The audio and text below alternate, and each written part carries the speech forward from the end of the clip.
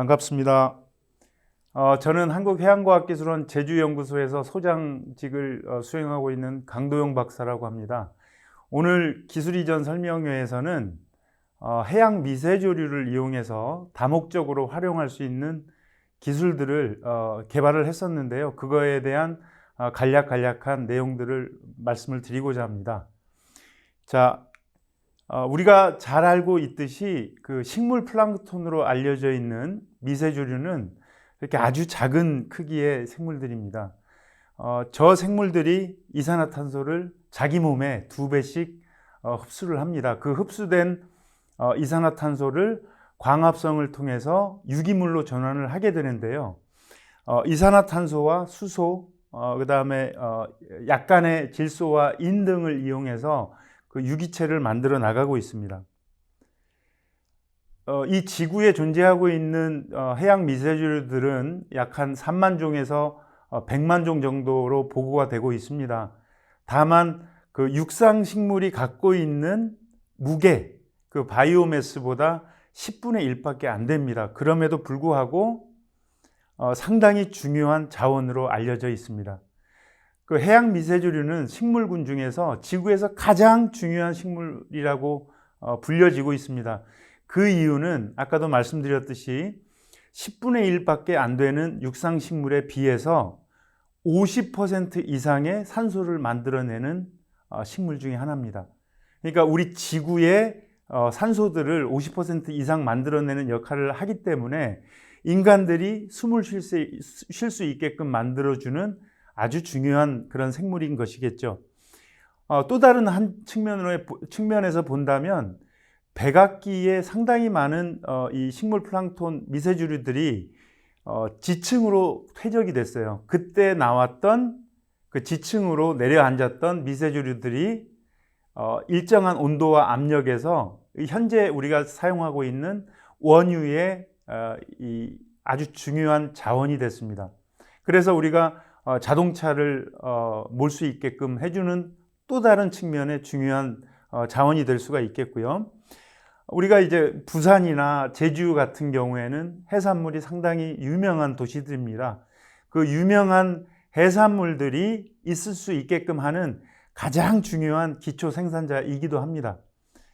또 다른 한 측면에서 봤을 때 이런 해양 생물들을 잘 관리할 수 있도록 만들어주는 먹이원이 될 수 있는 이러한 자원들이기 때문에 큰 틀에서 보자면 인간들에게는 숨 쉴 수 있고 먹을 수 있고 그 다음에 연료까지 사용할 수 있는 상당히 중요한 기초적인 자원이라고 볼 수 있겠습니다. 최근에는 의료용 약품이라든가 건강기능식품으로도 많이 개발이 되고 있는 상황입니다. 그림에서 보시다시피 해양 미세조류는 광합성을 통해서, 그러니까 이산화탄소, 물, 여분의 질소와 인 등을 통해서 하나가 한 개체가 두 개체로 되면서 상당히 많은 물질을 만들어내요. 그게 우리가 이제 일반적으로 산업계에서 쓸 수 있는 수소라든가 그 다음에 오메가3 지방산 잘 아실 겁니다. 오메가3 지방산을 만들 수도 있겠고요. 이거를 우리가 촉매를 통해서 전환을 시키면 바이오 디젤이 또 됩니다. 그 다음에 탄수화물을 이용해서 바이오 에탄올을 또 만들어낼 수가 있겠고요. 천연물, 그 다음에 항산화제, 그 다음에 바이오가스 등을 우리가 발효를 통해서 만들어낼 수가 있습니다. 물론 하나가 전체를 만들어내는 건 아닙니다만은 하나의 소재, 하나의 자원에서 상당히 많은 잠재력 있는 그런 산업적인 자원들을 만들어낼 수 있기 때문에 최근에 매우 각광을 받고 있습니다. 이 표는 어떤 것들을 얘기를 하냐 하면 일반 오른편으로 가 있는 것은 일반 육상식물들이 갖고 있는 특징이고 그 중에서 빨간 표로 표기되어 있는 것이 이산화탄소를 얼마만큼 흡수할 수 있느냐라는 정량적인 그래프라고 보시면 될 텐데 미세조류, 마이크로알기라고 하는 이 생물들은 자기 몸에 2배 이상을 이산화탄소 고정을 해서 유기체로 전환을 하는 우리 어떻게 보면 지구 환경의 효자인 그런 생물들입니다. 또한 산업적 측면에서 봤을 때 물 사용량이라든가 토지 사용, 그 다음에 단위 면적당 단백질 생산성이 다른 작물들에 비해서 매우 높기 때문에 산업적인 가치가 큽니다. 또 다른 한 부분은 뭐냐 하면 세금이라든가 오염 정도를 우리가 이제 파악할 수 있는 그런 어떤 숨어 있는 단가들이 있는지를 봐야 되는데, 첫 번째로 독성이 없고요. 두 번째는 의료 비용이 없습니다. 세 번째는 생태학적으로 생태적인 부분을 무너뜨릴 수 있는 부분들이 없고요. 그 다음에 청소 비용, 그 다음에 군축 비용, 그 다음에 세금, 그 다음에 이게 하나가 두 개 되는데 하루 또는 많으면 3일, 4일 정도의 시간밖에 소요가 안 되기 때문에 사실은 토지라든가 아니면 환경 비용이 들어가지 않는 큰 장점들이 있습니다. 예시의 그림인데요. 2009년부터 저희 연구팀이 한국해양과학기술원에서 독보적으로 갖고 있는 기술 중에 하나입니다. 미세조류를 키워서, 여기 보이는 이제 초록색 그림이 미세조류가 많이 담긴 배양액인데요. 그 배양액에 있는 미세조류를 수거를 해서 그거를 이제 짜게 되면 기름이 생산이 됩니다. 그 생산된 기름을 촉매를 통해서 바이오 디젤로 전환하는 그 전반적인 과정을 보여드리는 건데, 여기 오른쪽에 보시는 바이오 디젤로 전환되는 아주 간략한 표를 보시면 되겠습니다. 여기서 생산된 걸 가지고 저희가 2011년도에 이렇게 자동차 주행 시험도 한 적이 있습니다. 최근까지 저희가 이 미세조류를 가지고 바이오 연료화하는 사업들을 진행을 해 왔었는데요. 여기에서 가장 중요한 거는 미세조류 원료는 곧 원유라는 측면으로 보셔야 될 것입니다. 그래서 단위 면적당 생산성을 극대화시키는 일이 굉장히 중요한 사안이었기 때문에 저희가 약 5년 넘게 약 한 7종 정도를 선정을 해서 그들의 생산성을 높이는 일들을 영흥도와 안산 플랜트에서 진행을 했었고요. 최종적으로는 왼편에 보이시는 그림처럼 바다와 육지를 이어서 배양을 할 수 있는 하이브리드 시스템을 고안한 바가 있습니다. 최근까지 저희가 이제 경제성을 위해서 많이 이제 작업들을 해왔는데, 여기 보시면 아시겠지만 1kg당 약 한 8불 수준으로 현재까지 단가가 많이 낮춰졌습니다. 그래서 앞으로도 사실은 이 단가 경쟁에서 굉장히 우위를 가져야만 가능한 일들이라고 보고 있습니다. 한 가지 의문점은 이겁니다. 우리가 아까도 말씀드렸습니다마는 백악기 때 상당히 많은 온실가스를 품은 미세조류가 바다로 들어와서 지층에 쌓이고 일정한 온도와 압력에 의해서 이렇게 원유화가 됩니다. 이 원유를 우리가 끄집어내서 현재 발전부터 시작해서 정유 과정을 통해서 상당히 서로 다른 종류의 기름들을 뽑고 있는데, 문제는 이렇게 이제 나가 있던 블랙 카본들을 어떻게 80% 이상 회수를 할 것이냐. 이거는 기후 위기 대응에도 매우 중요한 사안입니다. 이거는 현재까지 밝혀진 바로는 해양 미세조류가 가장 중요한 자원 중에 하나다라고 보고가 되어 있습니다. 지금부터 보시는 그림은 1800년대 후반부터 최근까지 이산화탄소 농도가 어떻게 바뀌고 있는지 나사 자료를 한번 차용을 해봤습니다. 여기 보시면 아시겠지만 1950년, 70년, 80년으로 갈수록 지속적으로 전 지구적으로 증가하는 양상을 지금 나타내고 있고, 95년 이후부터는 더 많은 이산화탄소들이 북위도 지방으로 집중되는 걸 이제 볼 수가 있겠습니다. 두 번째 그림은 각 대륙별로 온실가스를 얼마나 많이 방출하고 있는지 한번 보시면, 이게 2006년 8월 달입니다. 아프리카에서 그 화재가 났을 때였고요. 이거는 2006년 10월 달 가을철입니다. 북아메리카, 미국, 그 다음에 유럽, 중국에서 어마어마한 양의 지금 온실가스들이 나오는 것들을 지금 보실 수 있을 텐데, 이거 대부분 다 화석 연료에서 비롯된 겨울철 난방에 대한 그런 온실가스들입니다. 이런 것들을 어떻게 저감할지에 대한 고민이 전 세계적인 이슈입니다. 최근 자료를 한번 보실 텐데, 팬데믹이 진행이 되는, 그러니까 코로나 바이러스 팬데믹이 진행되고 있는 그 와중에도 지금 3ppm이 늘었어요. 이게 현재 지금 414.5ppm으로 되고 있는데 이거는 우리가 보통 얘기하고 있는 2도씨, 1.5도씨의 그 위기 상황을 아주 적절하게 보여주고 있는 맵이라고 볼 수 있겠습니다. 자, 우리가 이제 나무, 육상에 있는 나무를 한번 다시 돌아가서 한번 보시죠.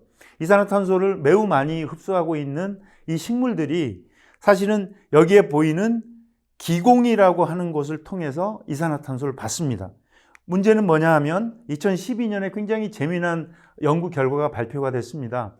2012년에 그 발표된 연구 결과가 어떤 것이냐 하면 온실가스, 예를 들어서 1에 적응되어 있는 식물들이 이 기공으로 얼마만큼 더 이산화탄소를 받을 수 있는지에 대한 실험을 했는데 이산화탄소가 2가 됐을 때 이 기공을 닫아버립니다. 자, 여기 보시는 바와 같이 열려 있어야 될 기공이 이렇게 닫혀요. 이게 닫힌다는 건 뭐냐면 하나면 족하다는 얘기입니다. 둘을 더 흡수하려면 그만큼의 적응 시간이 필요한 겁니다. 그래서 육상 작물 가지고만으로는 현재의 이산화탄소를 생물학적으로 전환시킬 수 없다라는 결론에 다다르고요. 그 결론에 다다르기 때문에 사실은 현재 미세조류가 굉장히 중요해지는 겁니다. 전반부에 말씀드렸듯이 자기 몸의 2배를 이산화탄소 흡수를 하고 유기체로 만들어내는 과정이 다음과 같은 식으로 우리가 보통 과학적으로 표현을 합니다.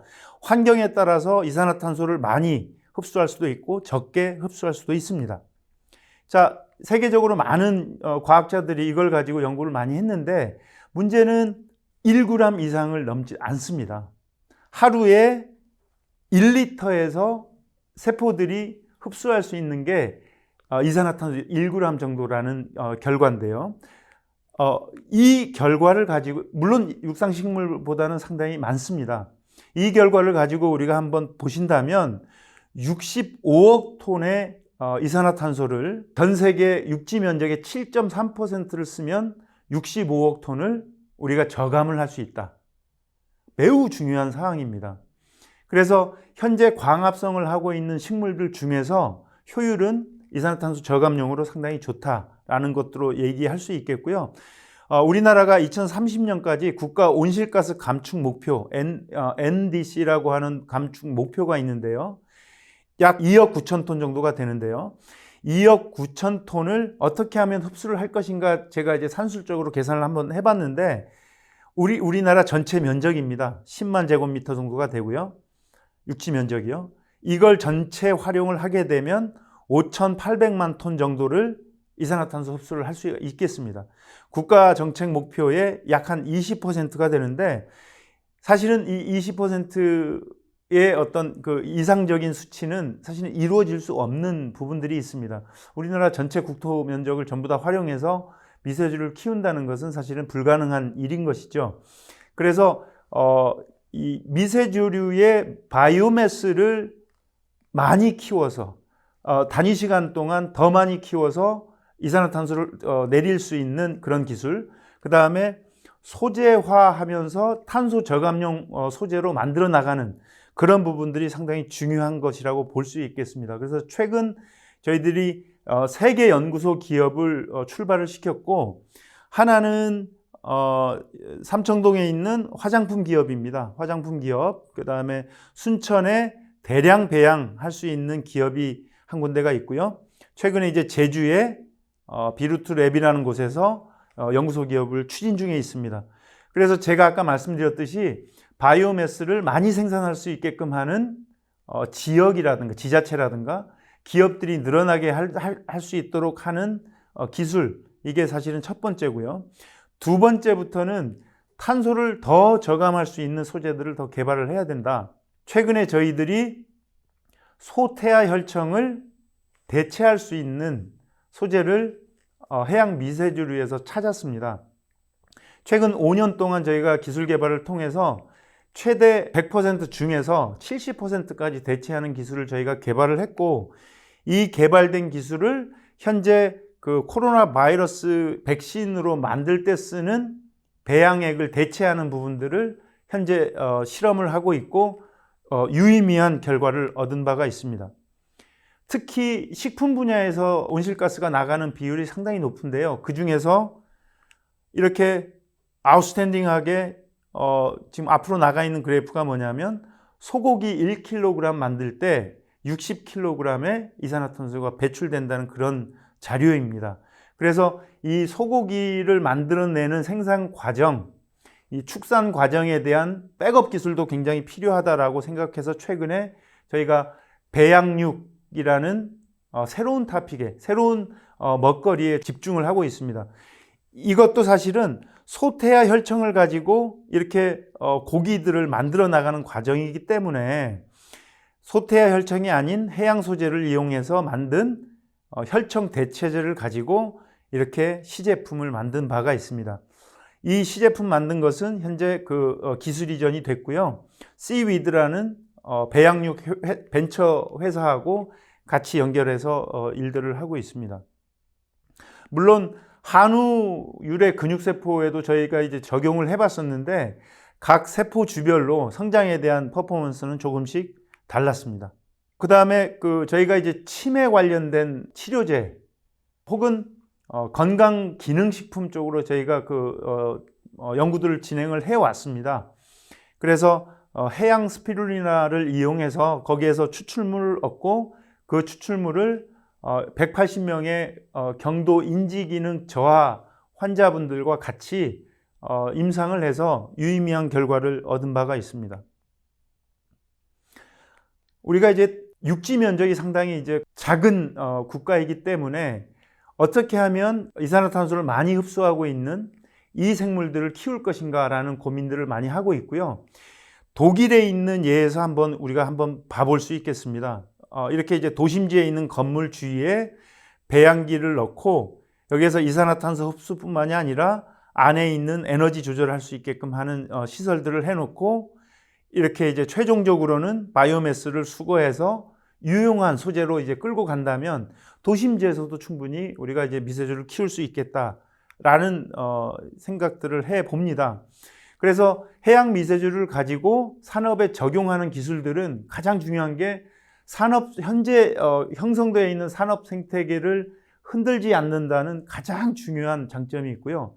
두 번째는 상당히 많은 소재를 가지고 원료를 가지고 이산화탄소 저감을 할 수 있다라는 두 가지의 토끼를 한꺼번에 잡을 수 있는 아주 중요한 사실 중에 하나가 될 수 있겠습니다. 해양 미세조류를 통해서 앞으로 산업이 발전되고 보다 나은 기술들이 개발될 수 있도록 많은 성원을 부탁드리겠습니다. 고맙습니다.